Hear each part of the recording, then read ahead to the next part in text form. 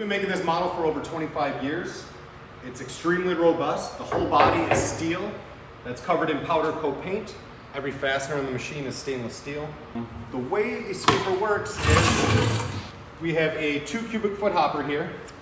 As you're going across the floor, debris goes underneath the hopper flap, and behind this panel is a main broom that floats on the floor, so it rides up and down with the contours of your floor. That's spinning and throwing the large debris into the hopper. All that vigorous action of that broom on dusty floors creates this huge cloud in here of dust, which on some other machines would actually flow out and create airborne dust, which is not good for your environment. We actually vacuumize this whole compartment, the hopper, the broom, and we collect it into a massive filter here, which is also unique to our machine. Under this panel is a baghouse style filter.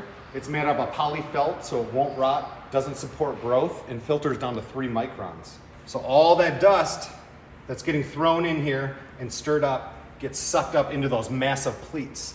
This thing is easily 100 times larger than any paper panel filter like you'll find in any other sweeper in the market. These are your 2 main broom controls. The one on the left lowers your main broom into the floating position. The one on the right lowers your side broom if you choose to use it. Typically we only use side brooms when we're doing edge work and detail work. To turn those on, you have a 3-position switch. Down position is off. The middle position is your dust control and main broom.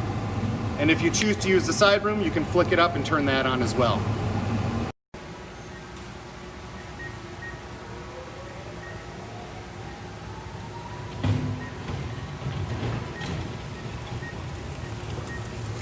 Now we're going to check what we caught in the hopper.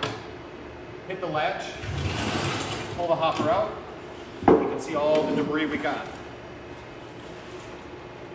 Now I'm going to put the hopper back in and clean out the filter. I'm going to put a napkin in there so you can see what comes out.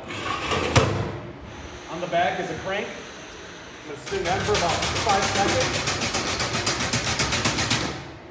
That's feeding on the bottom of the pleats to release all the dust and drop it in the hopper so it can be disposed of.